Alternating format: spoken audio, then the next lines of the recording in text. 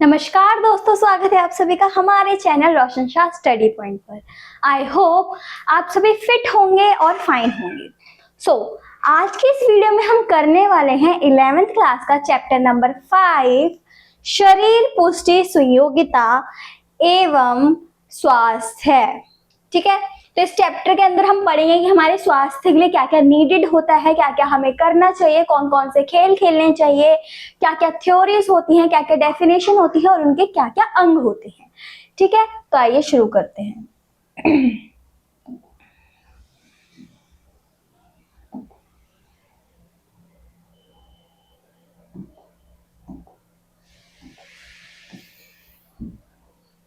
तो हमारे टॉपिक सबसे पहले है अर्थ और महत्व, कल्याण, स्वास्थ्य और शारीरिक फिटनेस। हमें इसका अर्थ पढ़ना है, इसके महत्व पढ़ने हैं और इसके बारे में पढ़ना है। सेकंड टॉपिक हमारा है कल्याण, स्वास्थ्य और शारीरिक फिटनेस के घटक या आयाम। ठीक है, कंपोनेंट्स, इनके क्या कंपोनेंट्स है कल्याण, स्वास्थ्य और शारीरिक फिटनेस के। इसके बाद हमारा थर्ड टॉपिक है स्वास्थ्य को बढ़ावा देने के लिए पारंपरिक खेल और क्षेत्रीय खेल। स्वास्थ्य को बढ़ावा देने के लिए कौन कौन से पारंपरिक खेल हैं और कौन कौन से क्षेत्रीय खेल हैं, तो इनके बारे में पढ़ेंगे। ये 3 टॉपिक्स हमें कवर करनी है।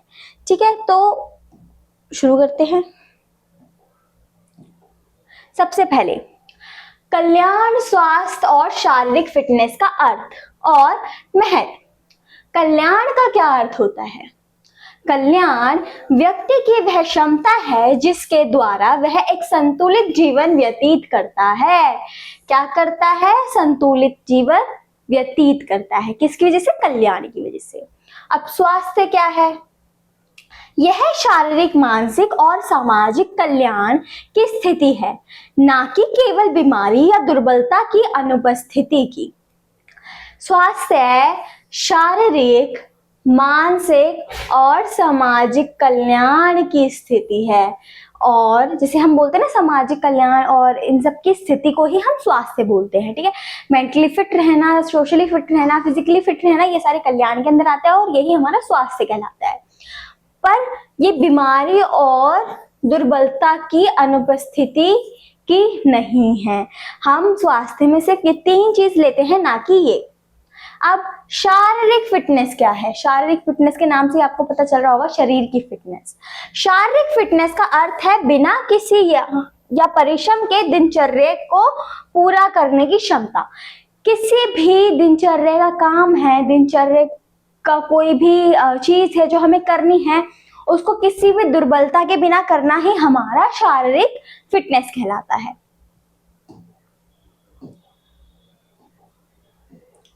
अब कल्याण का महत्व। अब कल्याण का क्या महत्व है?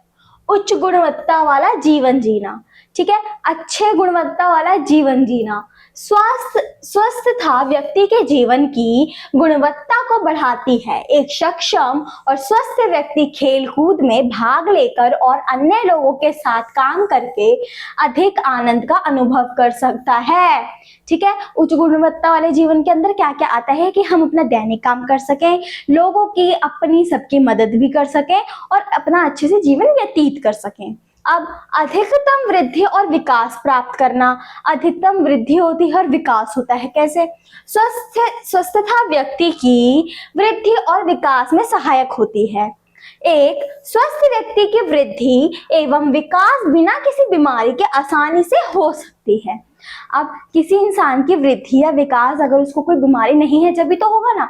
अब हमारे वेट अगर हमें बढ़ाना होता है और हम बीमार हो जाते हैं तो हमारा वेट लूज हो जाता है ना। तो वो ही एक तरीके से हमारे लिए वृद्धि और विकास का महत्व है हमारा स्वास्थ्य शरीर। अगर हम स्वस्थ रहेंगे तो हम अपने विकास और वृद्धि दोनों कर सकते हैं। एक अच्छा नागरिक बनना। एक सक्षम व्यक्ति अपने अधिकारों और कर्तव्य को संतुलित करना जानता है, जिसके कारण वह देश का एक अच्छा नागरिक बन सकता है। अगर हम जानते हैं कि हमारी देश के प्रति, अपने प्रति, अपनी फैमिली वालों के प्रति हमारी क्या जिम्मेदारी है, तो हम वो करेंगे, है ना, और उस जिम्मेदारी को अच्छे से निभाएंगे। तो वही होता है एक अच्छा नागरिक बनना। अब तनाव मुक्त जीवन जीने के लिए यदि कोई व्यक्ति शारीरिक और मानसिक रूप से स्वस्थ है, तब तनाव और चिंता जैसे नकारात्मक विचार उस पर प्रभाव नहीं डाल पाते। यदि नकारात्मक विचार आते हैं तो वह इन भावनाओं को बहुत अच्छे से प्रबंधित कर सकता है। ये लोग संतुलित जीवन जीने में सक्षम होते हैं। अब तनाव से कैसे मुक्ति होती है? अगर आप स्वस्थ हैं, फिट हैं, तो आप तनाव से दूर होना जानते हैं। और अगर आप पे नेगेटिव एनर्जीज भी आती हैं तो उससे क्या होता है कि आपको पता है कि उससे हम कैसे निकलें। ठीक है, तो वही जीवन का आनंद लेना। एक सक्षम व्यक्ति को अपनी शारीरिक, मानसिक, आध्यात्मिक और सामाजिक सक्षमताओं का पूरा ज्ञान होता है। इसलिए योग्य व्यक्ति अपना जीवन आनंद पूर्वक जीता है। जीवन का आनंद लेने और मन की खुशी के लिए तंदुरुस्त महत्वपूर्ण होता है। ठीक है, जीवन का आनंद ले सकते हैं हम उससे। फिर समाज में सक्रिय सदस्य बनना। कल्याण व्यक्ति को समाज और पर्यावरण से जुड़ने का अवसर प्रदान करता है। एक योग्य व्यक्ति सामाजिक गतिविधियों में सक्रिय रूप से भाग लेता है। स्वस्थता व्यक्ति के नैतिक आचरण को प्रेरित करती है, जो समाज में रहने के लिए बहुत महत्वपूर्ण है। ठीक है, अगर आप फिट रहेंगे आप जब भी तो लोगों के संग मिलजुल सकेंगे। अगर आप फिट नहीं है तो कैसे लोगों से मिलजुल सकेंगे? और हमारी सोसाइटी में क्या होता है कि अगर हम फिट नहीं होते तो लोग हमसे थोड़ा मिलने में भी कतराते हैं कि लाइक उनको भी वो बीमारी ना हो जाए, तो ये सब। तो इसलिए अब स्वास्थ्य का महत्व। अब स्वास्थ्य का क्या महत्व है हमारी लाइफ में? उम्र बढ़ने की प्रक्रिया को धीमा कर देता है। अब जितनी जितनी हमारी एज होती जाती है उस हिसाब से हमारी बॉडी बैंड होती है। हमारी बॉडी के जो कैल्शियम होते हैं वो कम होते हैं। हमारी बॉडी काम करना धीरे धीरे बंद करती है। पर अगर हम स्वस्थ रहते हैं, हम स्वस्थ जीवन को फॉलो करते हैं, हम डाइट अच्छी लेते हैं, हम एक्सरसाइज करते हैं, हम योगा करते हैं, तो हमारे जीवन की उम्र में क्या बोलते हैं, कम आता है। अगर हम जितने उम्र में बढ़ते जाते हैं ना, उतनी बीमारियां हमें कम लगती जाती है अगर हम हेल्दी लाइफ फॉलो करते हैं तो। इसलिए आप देखते हो कि जो योगा वगैरह करते हैं और वो 60s की एज में भी फिट रहते हैं। तो वही स्वस्थ जीवन जीने में मदद करे। स्वास्थ्य क्या करता है? स्वस्थ जीवन जीने में मदद करता है। फिर हमें ऊर्जा का उच्च स्तर बनाए रखने में मदद करता है। हमारे अंदर एनर्जी बनाए रखता है। हमें बीमारियों से मुक्त रखने में हमारी मदद करता है। बीमारियों से मुक्त रखता है हमें, क्योंकि हम हेल्दी खाएंगे, हेल्दी रहेंगे, फिट रहेंगे तो ऑब्वियसली हमें बीमारियां कम लगेंगी। यह हमें स्वस्थ जीवन शैली जीने में मदद करता है। ठीक है, स्वस्थ जीवन शैली में जीने में मदद करता है। व्यक्ति दैनिक जीवन में अधिक उत्पादकता की ओर अग्रसर होता है। फिर तनाव और अवसाद को कम करने में मदद करता है। शारीरिक फिटनेस का स्तर बढ़ा रहता है। आत्मविश्वास बढ़ाने में मदद करता है। यह सुखी जीवन जीने में मदद करता है। स्वास्थ्य का महत्व, जैसे ही आपको फिजिकली फिट में जो भी पॉइंट आता है कि हम कुछ भी कर सकते हैं, हम कहीं भी घूम सकते हैं, हम कहीं भी रह सकते हैं, अपनी लाइफ अच्छे से जी सकते हैं। ठीक है, बीमारियों से दूर रहते हैं, है ना। बड़ी बड़ी एज में भी हम ठीक रहते हैं। ठीक है, उसके बाद कि हम एक हेल्दी सोसाइटी बनाते हैं, तो वो सब पॉइंट्स आप इसमें लिख सकते हो, कोई सा भी। ठीक है, जो भी आपके दिमाग में आता है कि एक स्वस्थ व्यक्ति क्या कर सकता है, वो सारे पॉइंट्स। अब आता है बीमारी होने की संभावना को कम करने के लिए। एक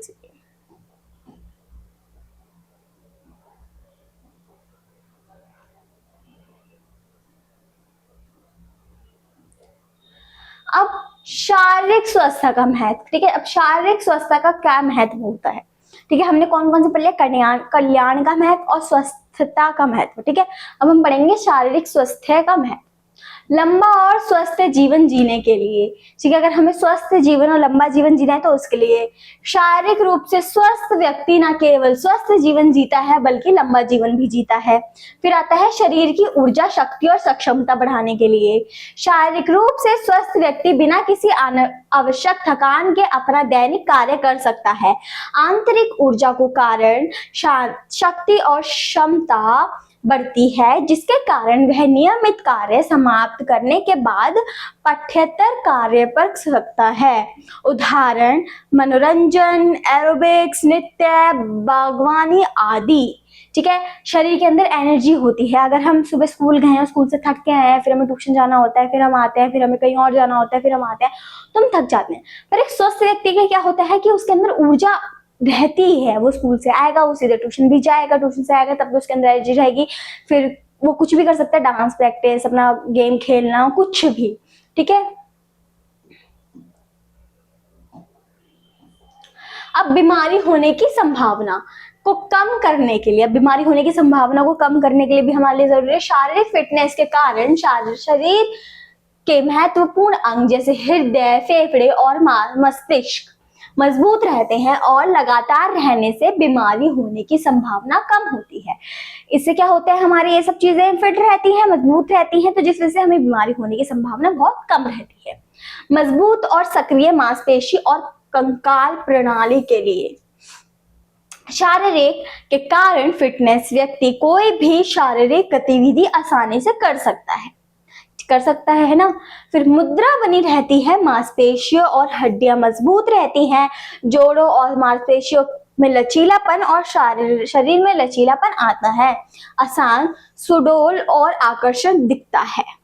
ठीक है, अब जो भी है सक्रिय मांसपेशियां रहती हैं, मतलब जैसे कि हम कोई भी पोस्टर में बैठते हैं और हम फिट हैं तो हमारे अंदर जो हमारे मसल्स होते हैं वो स्ट्रेच होते हैं, फ्लेक्सिबल होते हैं और वो एक अच्छे पोस्चर में रहते हैं।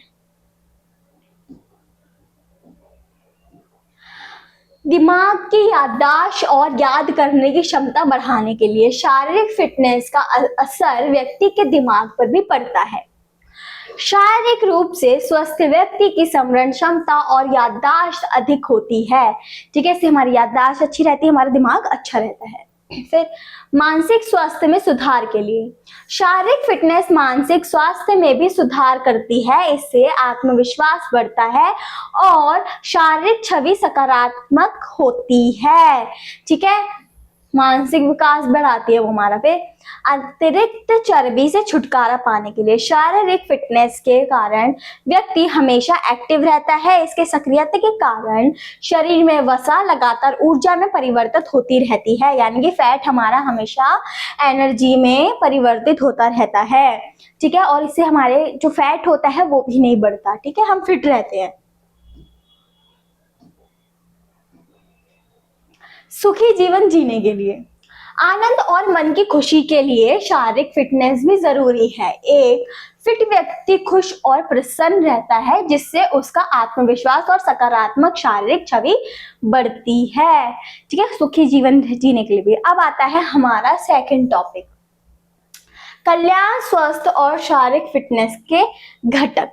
अब इनके क्या क्या घटक हैं, ठीक है, वो देख लेते हैं हम।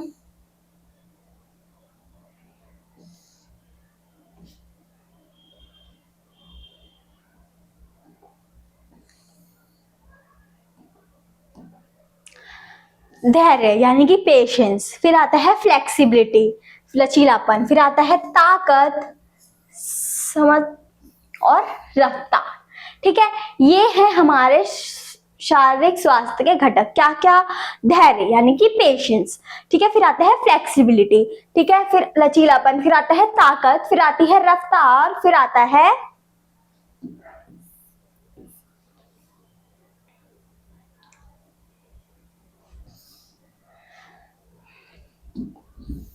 अब हमें इनके बारे में देखना है कि हम इनकी डेफिनेशन क्या होती है। ठीक है, इनसे हम क्या क्या कर सकते हैं, इनके अंदर भी सब पार्ट्स होते हैं तो वो क्या क्या होते हैं वो सब। ताकत, पहला टॉपिक हमारा क्या है? ताकत। ताकत प्रतिरोध पर काबू पाने या प्रतिरोध के विरुद्ध कार्य करने की क्षमता है। यह किसी भी कार्य को करने के लिए एक मांसपेशी द्वारा लगाए जा सकने वाले बल की कुल मात्रा है। ताकत क्या होती है? उस चीज के कुल मात्रा, उस बल की कुल मात्रा जो हम अपने प्रतिनिधित्व यानी कि कॉम्पिटिटर से लड़ने के लिए लगाते हैं।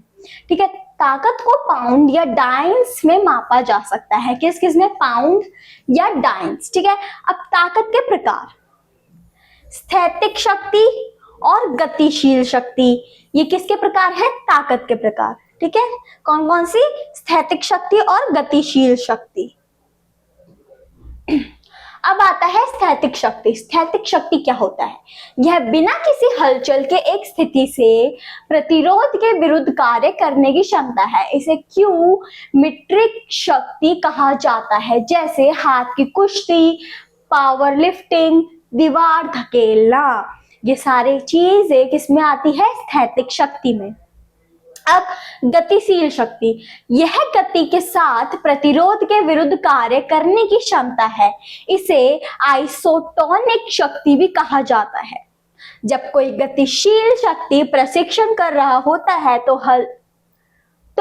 हलचलें दिखाई देती हैं। इसे 3 भागों में बांटा गया है। देखो, ताकत के 2 प्रकार थे। ताकत के 2 प्रकार क्या थे? स्थैतिक शक्ति और गतिशील शक्ति। अब गतिशील शक्ति के 3 प्रकार है। कौन कौन से? अधिकतम शक्ति, विस्फोटक शक्ति और सहन शक्ति। ठीक है। अब गतिशील शक्ति को किस और नाम से जाना जाता है? इसको जाना जाता है आइसोटोनिक शक्ति। और स्थैतिक शक्ति को क्या बोला जाता है? क्यूमेट्रिक शक्ति। ठीक है, ये आपको याद रखना पड़ेगा। अब अधिकतम शक्ति।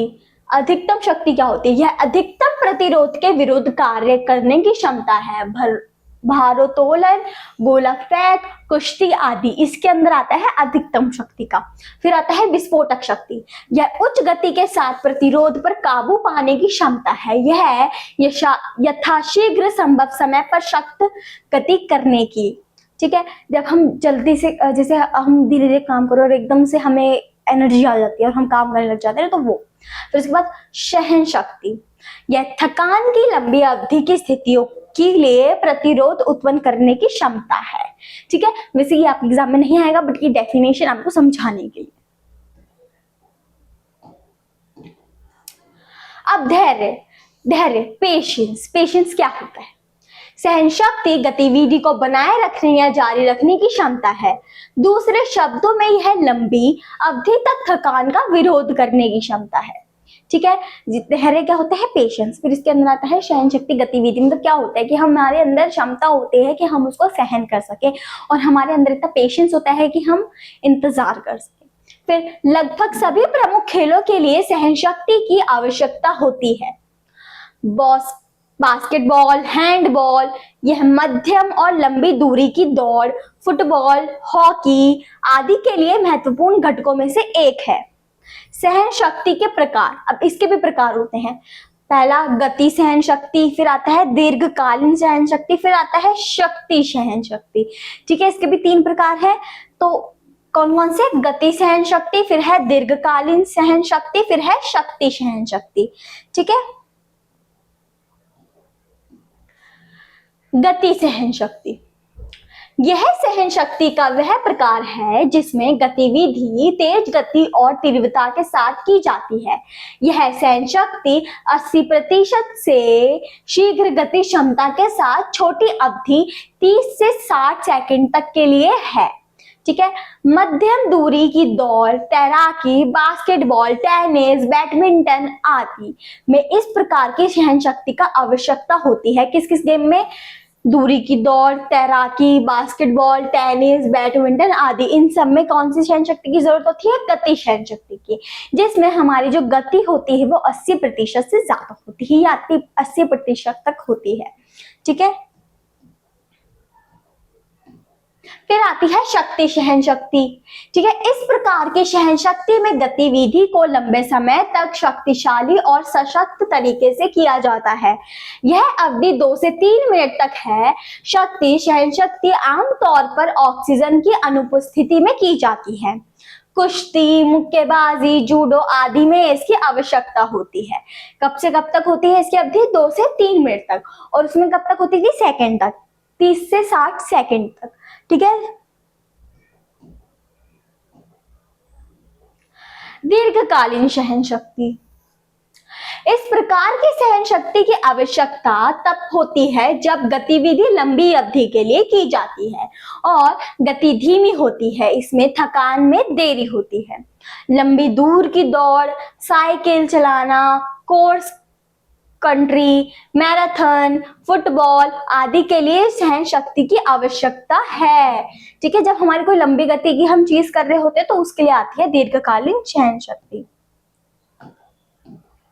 अब रफ्तार, रफ्तार क्या होती है? तेज गतियां न्यूनतम संभव समय पर गति करने की क्षमता है।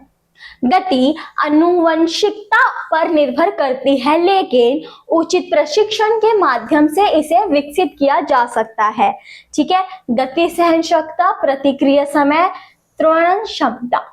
ठीक है, रफ्तार क्या होती है? जब हम कोई काम कर रहे हैं तो उसके हम अपने अनुसार उस काम की गति को बढ़ा देते हैं तो उसे रफ्तार बोलते हैं। फिर लचीलापन, लचीलापन जोड़ों की एक विस्तृत श्रृंखला के साथ गति करने की क्षमता है। यह मांसपेशियों की लंबाई, स्नायुबंध और टेंडन से प्रभावित होता है। अच्छा लचीलापन चोटों को रोकने, जोड़ने को स्वस्थ बनाने और संतुलन में सुधार करने में मदद करता है। फ्लेक्सिबिलिटी हमारी बॉडी में बहुत जरूरी होती है, क्योंकि हम कोई भी एक्शन करते हैं, है ना, कोई भी एक्सरसाइज करते हैं, कोई भी योगा करते हैं, डांस प्रैक्टिस, गेम खेलना, कुछ भी, उसके लिए हमारे शरीर को फ्लेक्सिबल होना जरूरी है, और हर मसल्स का भी, तभी हम उसको यूज कर पाएंगे, तभी हम उसको हिला पाएंगे। अगर मैं अपने हैंड्स को यूज कर पा रही हूँ, अपनी बॉडी को यूज कर पा रही हूँ, तो उसके अंदर फ्लेक्सिबिलिटी है। इसलिए अगर उसके अंदर फ्लेक्सिबिलिटी नहीं होती तो ना ये बैंड होता, ना ये हिलता, तो इसलिए हमारे लिए फ्लेक्सिबिलिटी भी जरूरी है। लचीलेपन के प्रकार, अब इसके क्या प्रकार होते हैं? निष्क्रिय लचीलापन और सक्रिय लचीलापन। ठीक है, निष्क्रिय लचीलापन, जोड़ भारी मदद से अपनी अधिकतम सीमा तक जा सकते हैं, जैसे पार्टनर के साथ स्ट्रेचिंग करना। जहां तक हमारे जो जोड़ है वो जा सकते हैं, उसको बोलते हैं हम निष्क्रिय लचीलापन। उसके बाद आता है सक्रिय। यह लचीलापन वाले व्यायाम बिना किसी भारी प्रभाव के किए जाते हैं। ठीक है, ये वाले व्यायाम किसी भारी प्रभाव के बिना किए जाते हैं, और ये वाले हम किसी भी पार्टनर के साथ कर सकते हैं, या फिर हमारे जोड़े जहां तक जाते हैं उसके लिए होता है। ठीक है, अब समन्वय क्षमता, समन्वय क्षमता, यह पूर्णता और दक्षता के साथ आंदोलन को निष्पादित करने की क्षमता है।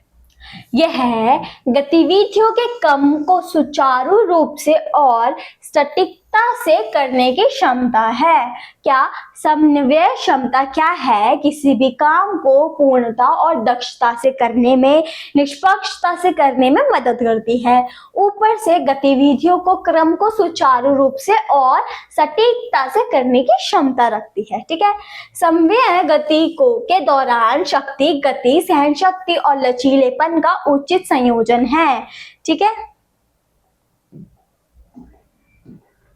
अब स्वास्थ्य संबंधित फिटनेस के घटक, स्वास्थ्य संबंधित फिटनेस के घटक, हृदय की मजबूती, शारीरिक ताकत, मांसपेशी मजबूती और शरीर की संरचना, ये सारे क्या है? स्वास्थ्य संबंधित फिटनेस के घटक हैं। ठीक है, कंपोनेंट्स। अब भारत में कल्याण को बढ़ावा देने के लिए क्षेत्रीय खेल। ठीक है, अब भारत के अंदर ऐसे कौन कौन से क्षेत्रीय खेल हैं जो कल्याण को बढ़ावा देते हैं? पारंपरिक खेल और क्षेत्रीय खेल सदियों से भारत की सांस्कृतिक विरासत का अभिन्न अंग रहे हैं।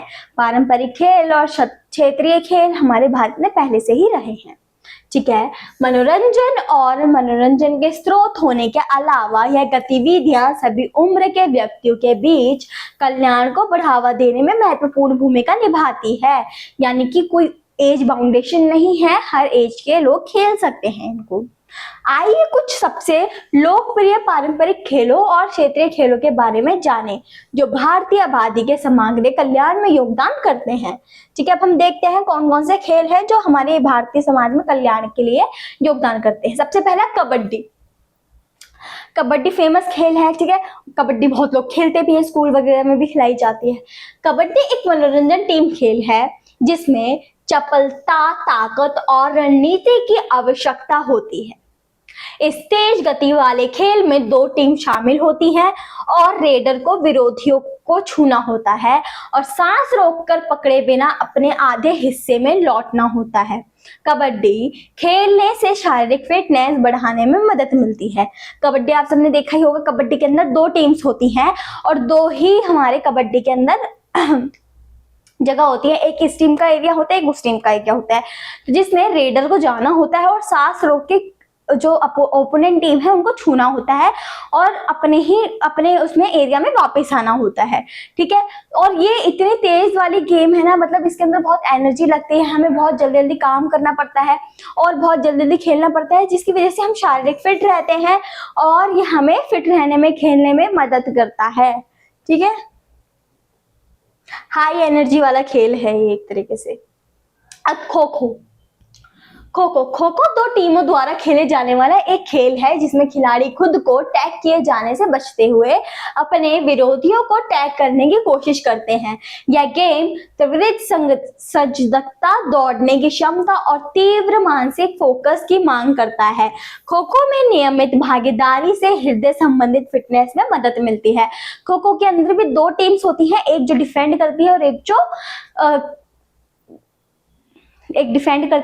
खेलती है। ठीक है, अब डिफेंड वाली टीम क्या होती है, उसको जो भाग रहे हैं रनर, जो उनके ओपोनेंट्स, उनको पकड़ना होता है, जिस वजह से हमारा फोकस बढ़ता है, हमारी एनर्जी बढ़ती है, हमारी क्या बोलते हैं स्पीड बढ़ती है और ये हमें मदद करता है हमारे हार्ट को अच्छा रखने में, हमारे हृदय संबंधित बीमारियों से हमें बचाने में। अब मलखम्ब एक अनोखा पारंपरिक भारतीय खेल है जो जिम्नास्टिक और योग के तत्वों को जोड़ता है।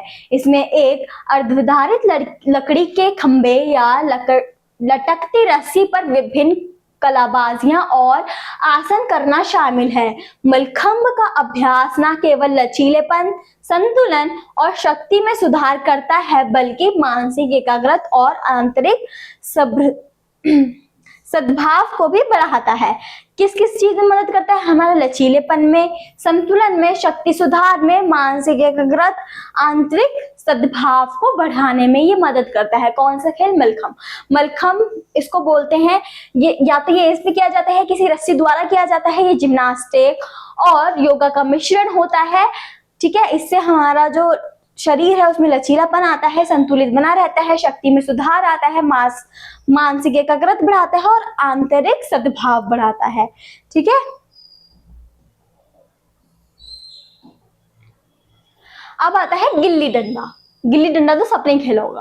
गिल्ली डंडा एक लोकप्रिय ग्रामीण खेल है। लकड़ी की छोटी छड़ी, गिल्ली और बड़ा डंडे के साथ खेला जाता है। ठीक है, खिलाड़ी गिल्ली को हवा में मारने के लिए डंडा का उपयोग करते हैं और फिर जहां तक संभव हो उस पर वार करने का प्रयास करते हैं। यह खेल हाथ, आंख के समन्वय और शारीरिक फिटनेस को निखारने में मदद करता है। ठीक है, ये हमारे क्या करता है? हाथ और आंख के कोऑर्डिनेशन को बनाता है। ठीक है, और इस खेल को कैसे खेलते हैं? ये खेल तो हम सब ने ही खेला है, गिल्ली डंडा। ठीक है, बचपन में। ठीक है, इसमें जो छोटी सी छड़ी होती है उसको हम गिल्ली बोलते हैं और एक बड़ा डंडा होता है जिसको हम मारने के लिए यूज करते हैं। और इससे क्या होता है? हमारे हाथ और हमारी आंख का कोऑर्डिनेशन बनता है। ठीक है, अब स्वदेशी कुश्ती। भारत में स्वदेशी कुश्ती शैलियों का एक समृद्ध इतिहास है। जैसे महाराष्ट्र में कुश्ती और उत्तरी क्षेत्रों में पहलवानी।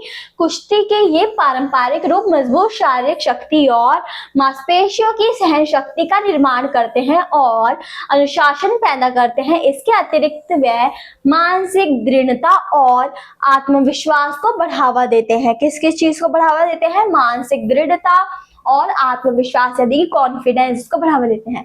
ठीक है, ये है इस जैसे महाराष्ट्र वगैरह में कुश्ती खेली जाती है उसके बारे में, जिसमें हम सहन शक्ति, मांसपेशियों की फ्लेक्सिबिलिटी, इन सब के लिए काम किया जाता है। ठीक है, और इससे क्या बढ़ती है? हमारे मानसिक दृढ़ता और आत्मविश्वास।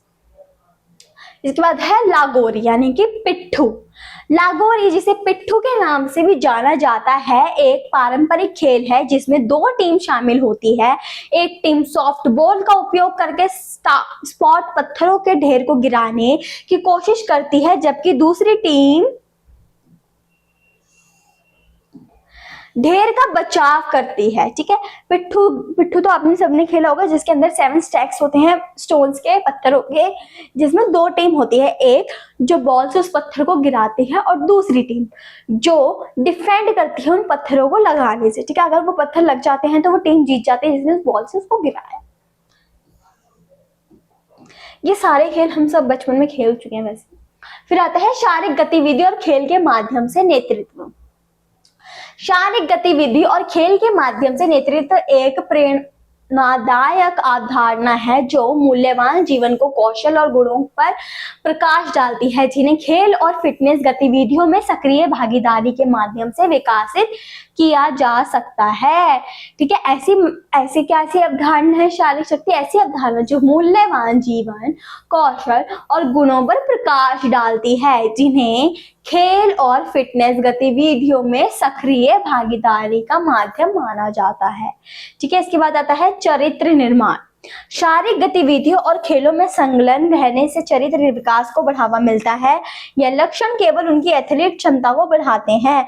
ठीक है, यह क्या करते हैं? ये लक्षण एथलीट क्षमता को बढ़ाते हैं हमारी। अब टीम वर्क और सहयोग। टीम वर्क और सहयोग क्या होता है? खेल एक ऐसा मंच प्रदान करते हैं जहां टीम वर्क और सहयोग सफलता के लिए सर्वोपरि है। खेल जगत में प्रभावी नेता एकता के महत्व को समझाते हैं, टीम के प्रत्येक सदस्य में सर्वश्रेष्ठ कैसे लाया जाए यह भी समझाते हैं। यह कौशल अन्य क्षेत्रों में विभिन्न नेतृत्व भूमिकाओं को निर्भीत रूप से अनुवादित होते हैं। ठीक है, टीम वर्क और सहयोगिता। टीम वर्क से हमें सीखने को मिलता है कि हम अपनी टीम को एक साथ कैसे लेके चले, हर इंसान की क्या क्या एबिलिटीज हैं उसको उस एबिलिटीज के हिसाब से ढालें। ठीक है, और अपनी टीम के अंदर कोऑर्डिनेशन बनाएं। ठीक है, अब आता है संचार कौशल। खेल में नेतृत्व स्पष्ट और प्रभावी संचार की मांग करता है। कि कौन से संचार की? स्पष्ट और प्रभावी। ठीक है, एथलीट मैदान पर खुद को अभिव्यक्ति करने सीखते हैं, अपने साथियों को प्रेरित करते हैं। ठीक है, अपने आप को बढ़ावा देना सीखते हैं, अपने साथी को प्रेरित करना सीखते हैं, ये सब सीखते हैं। और इससे क्या होता है? संचार कौशल। दबाव में निर्णय लेना। अब दबाव में निर्णय लेना क्या होता है? खेल की प्रतिस्पर्धी दुनिया में और प्रभावी निर्णय लेने महत्वपूर्ण है। एथलीटों को लगातार उच्च दबाव वाली स्थितियों का सामना करना पड़ता है, जहां उन्हें अपने पैरों पर खड़े होकर सोचना चाहिए और योजनाओं को क्रियान्वित करना चाहिए। यह अनुभव चुनौतीपूर्ण परिस्थितियों में भी ठोस निर्णय लेने की क्षमता का निर्माण करता है। क्या? दबाव में निर्णय लेना।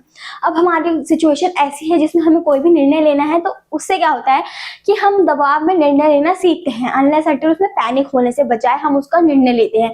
अगर हम कोई गेम हारने वाले हैं, अपनी रणनीति कैसे चेंज करें एट द पॉइंट, उसमें हमारे पास दबाव होता है कि हमें रणनीति चेंज करनी है अपनी, तो उसमें पैनिक होने की बजाय जो टीम लीडर होता है अपनी टीम से डिस्कशन करके रणनीति चेंज करता है, उसी को बोलते हैं दबाव में निर्णय लेना। अब संचार कौशल। एथलीट लक्ष्य निर्धारित करने और उन्हें हासिल करने के लिए प्रयास करने से परिचित है। शारीरिक गतिविधि के माध्यम से नेतृत्व व्यक्तियों को सफलता की कल्पना करता है। किसमें? संचार कौशल में।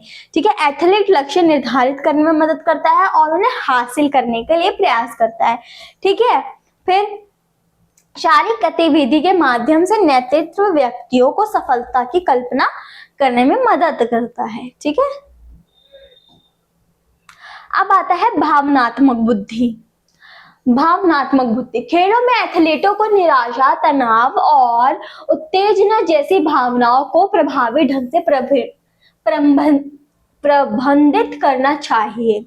बुद्धिमत्ता विकसित करने से नेताओं को अपनी टीम के सदस्यों के साथ जुड़ने, उनके संघर्षों के प्रति सहानुभूति रखने और जागरूकता पढ़ने पर सहायता प्रदान करता है। क्या प्रदान करता है? सहायता प्रदान करता है। ठीक है, अब हमारे जो खेल होते हैं, जब भी हम खेल खेलते हैं तो उसमें बहुत चीजें आती हैं, सुख दुख तनाव वगैरह ये सब आते हैं। जब हम हारने लग जाते तो बहुत ज्यादा डिप्रेशन, तनाव वगैरह बढ़ जाता है हम पे। तो उस सिचुएशन में कैसे रहना है, उस सिचुएशन में हम अपने आप को कैसे उभारें, उस सिचुएशन से अपनी टीम को कैसे उभारें, उन सब में ये हमारी मदद करता है। अब आता है हमारा प्राथमिक चिकित्सा का परिचय। प्राथमिक चिकित्सा क्या होती है? प्राथमिक चिकित्सा किसी ऐसे व्यक्ति को प्रदान की जाने वाली तत्काल सहायता है, ठीक है, चोट उपचार के लिए की जाती है। ठीक है, किसको भी चोट लग जाती है, कोई माइनर या मेजर इंजरी भी है, तो अपने ही पास किए जाने वाले सबसे पहले विचार जो भी हम करते हैं, हम उसका बैंडेज लगाते हैं, हम उसका खून साफ करते हैं, जो भी प्राथमिक विचार हम करते हैं हॉस्पिटल से पहले, उसको कहा जाता है प्राथमिक विचार। अगर आप मान लो जैसे आपके हाथ में लग गई, ठीक है, आप खून निकल रहा है, तो आप हॉस्पिटल जाओगे, पर हॉस्पिटल जाने से पहले आप कुछ करोगे ना, उसको धोओगे ताकि जो खून है वो रुक जाए, पट्टी बांधोगे उस पर, तो वो ही होता है हमारा प्राथमिक चिकित्सा। ठीक है,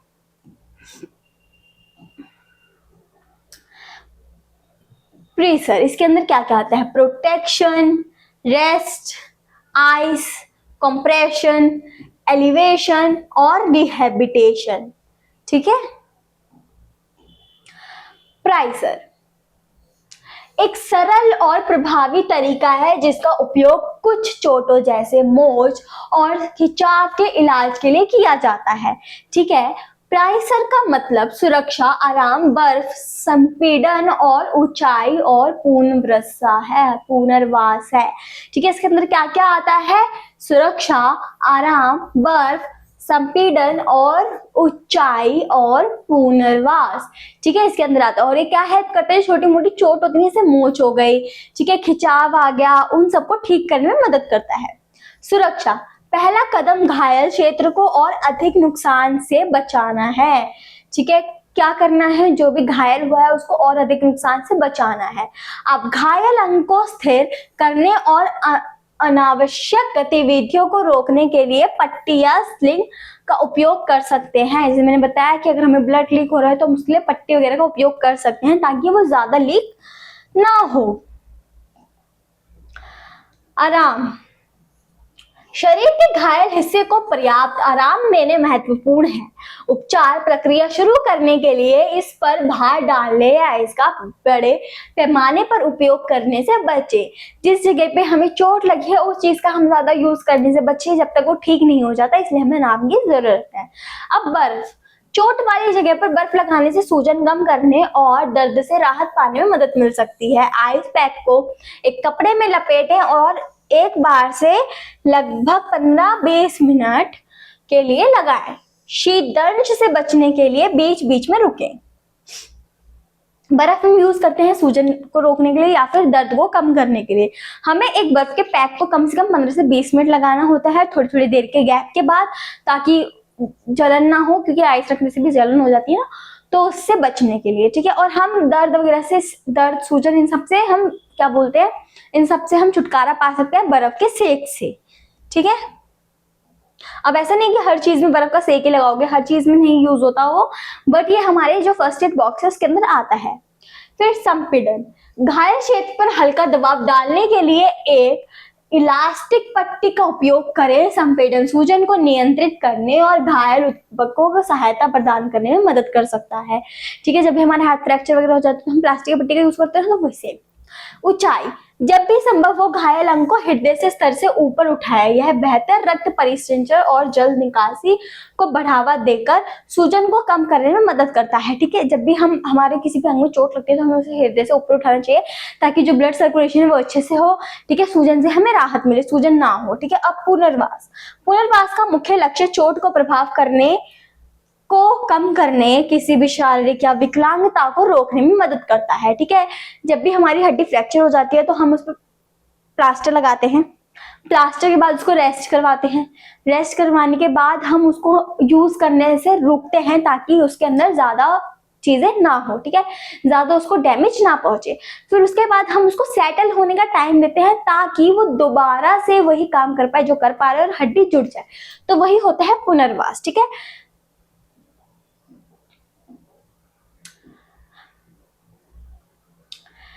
याद रखें, जबकि प्रतित्व कुछ चोटों के लिए फायदेमंद हो सकती है। अधिक गंभीर या जीवन घातक स्थितियों के लिए पेशेवर चिकित्सा सहायता लेने का आवश्यकता है। पेशेवर मदद उपलब्ध तक प्राथमिक चिकित्सा एक अस्थायी उपाय मानी जाती है। जैसे कि मैंने बोला कि फर्स्ट एड हम जब करते हैं जब हमारे पास कोई माइनर या मेजर इंजरी होती है, और हॉस्पिटल से पहले हम उसको रोकने के लिए जो जो कार्य करते हैं वो हमारा होता है फर्स्ट एड करना। और प्राइसर में क्या होता है, प्राइसर हमारी जो कुछ चोटें होती है, जैसे पैर में मोच आ गई, खिंचाव आ गया, सूजन हो रही है, तो उनको ठीक करने में मदद करती है। अगर हमें कोई मेजर इंजरी है तो हमें हॉस्पिटल ही जाना चाहिए। ठीक है, तो ये था हमारा आज का लास्ट टॉपिक। हमने आज का क्या क्या टॉपिक कर लिए कि हमारी ताकत क्या होती है, कल्याण क्या होता है, और शारीरिक स्वस्थता क्या होती है, शारीरिक स्वास्थ्य क्या होता है, फिर स्वस्थ स्वास्थ्य भी हमने पढ़ा। ठीक है, और इसके अंदर क्या क्या कंपोनेंट्स थे वो हमने पढ़े, कंपोनेंट्स हमने पढ़े और सबके बारे में हमने जाना। फिर हमने देखा कि हमारे जो फर्स्ट एड होता है, प्राथमिक चिकित्सा होता है, इसके अंदर क्या क्या आता है, कैसे कैसे हमें क्या क्या करना चाहिए। तो यहाँ हमारा होता है हमारा आज का चैप्टर खत्म। मिलते हैं आप सबसे हमारी अगली वीडियो में।